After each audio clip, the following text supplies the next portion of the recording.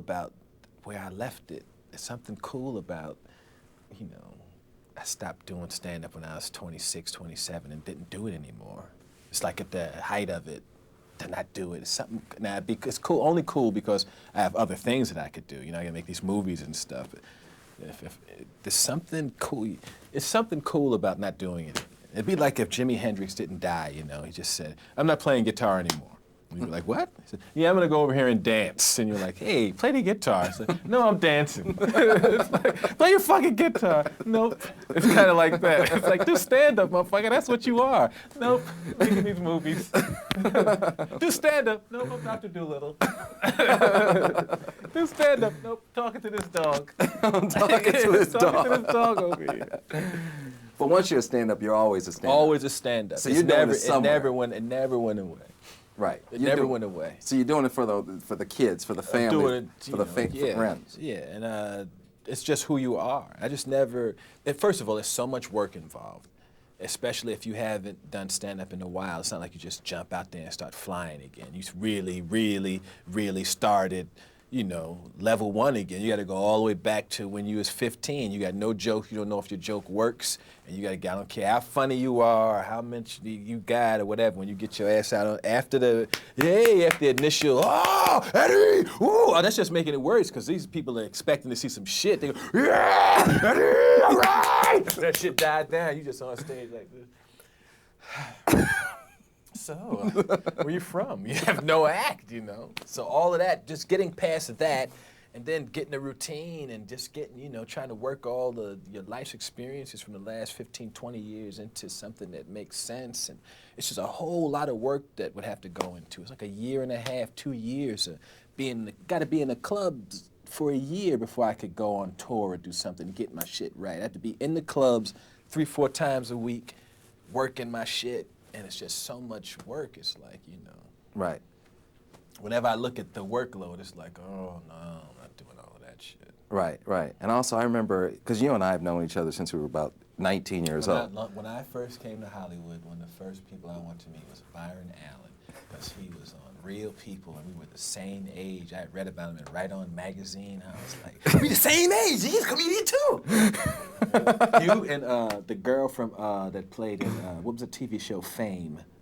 Oh, Irene Cara. No, not her, the TV show. Oh. It was a TV show, and then there was the other one that was, what was her name? Ugh. You know what? You saw me on The Tonight Show, and then that was it. You were like, boom. That was it. You told me you'd see me on The Tonight Show. You and Keenan. Yeah. And I was like, he's our age. And Christy McNichol, that's why. So don't ask me why. Christy McNichol. I said, where is she? Back then I was like, hey, she's kind of cute, Christy. Christy McNichol. Yeah. And the other thing I know, before you went on stage, you paid a lot of attention to your hairdo. I did? Yeah, your hair. Your hair had to be right. I didn't know. You didn't remember? No, I shaved it all off, shaved it low. Now you don't remember now. See, you were like losing it over your hair.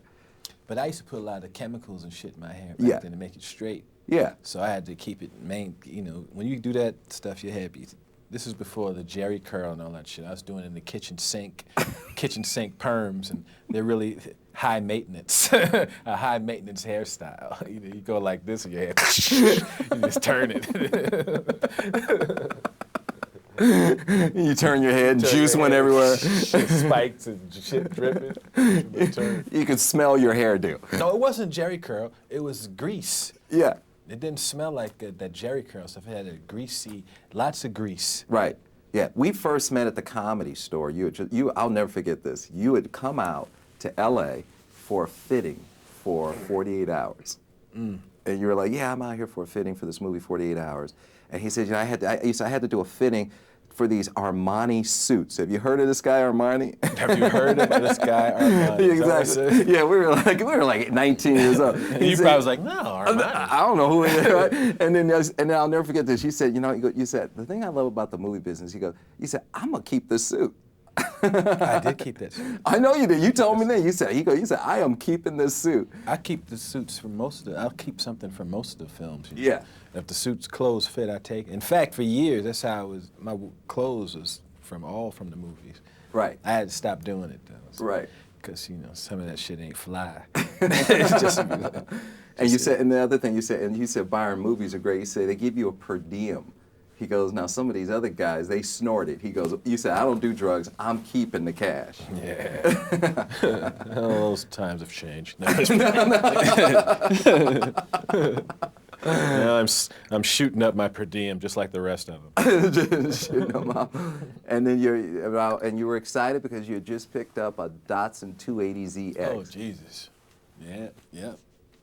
Right? Yeah. Is that right? And, Yeah. you had put in a super speaker. You were trying to describe the sound system, but Yeah, basically you said, I'm thumping all the way down the street. Yeah, I always have too many speakers in my car Right. when I was young. Yeah. And that's why I'm deaf now.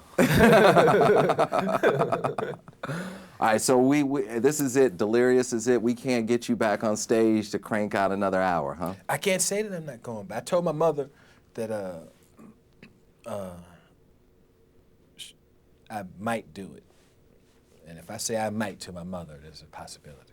She said, Ma, you know, I think I might do it. Yeah. There has to be something. There has to be a reason to. I can't just pop up out there doing stand-up again. Something has to be going on, or something has to happen. The right moment hasn't presented itself. Right now, it's a weirdness, and the whole scene is weird now. Yeah, but stand-ups. But there's 20 years you haven't talked about it with us.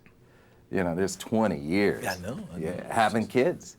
I mean, so much, having kids, being married, all that stuff is a bunch of stuff, just ups and downs in your career and your personal life. There's so many different areas to touch on.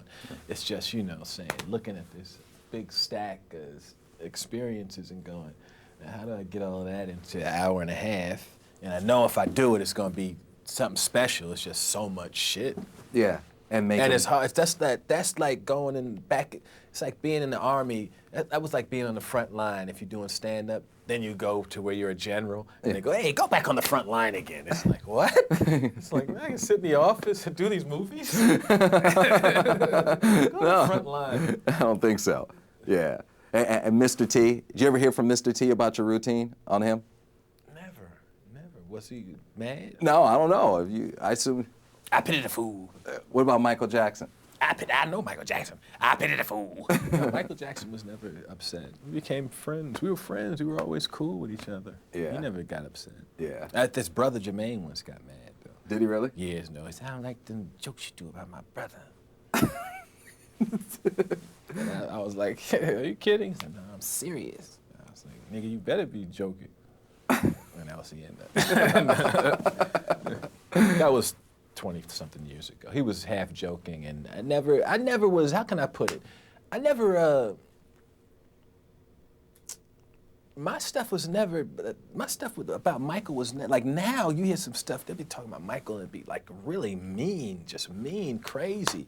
I talked about how, his voice, and how he's not the most masculine singer and all that. Even Michael thought it was funny. Right. Michael told me that he watched that with his mom and he thought it was funny. Right. But you were out there. Ralph Cramden. Oh yeah, there was a rumor. In the club for years that Gleason wrote me a note because I used to do this routine about Norton. Ralph wanted Norton to fuck him or something, And there was a rumor in the clubs that Gleason heard the bit and he wrote me a note that said, "Murphy, stop, Gleason." I wish it was real. All right, your worst night on stage. My worst night on stage. My worst night on stage ever was at a little club called Gerald's back in the 70s. It was a little jazz club. And I was maybe 16, 17 years old. And I was supposed to do 2 sets. And I went up to Gerald was sitting up at the bar, bald guy with his mustache, And I was supposed to get $50. I said, hey, yeah, I'm the comedian. I'm Eddie Murphy. I'm from Long Island. He said, okay, brother, here's what you're going to do when the band goes off. The first set, you're going to go up and you're going to do, then they're going to take a break, and you come back, and you do the second set. That's all right, cool. So I'm sitting there, and the band's playing. All right,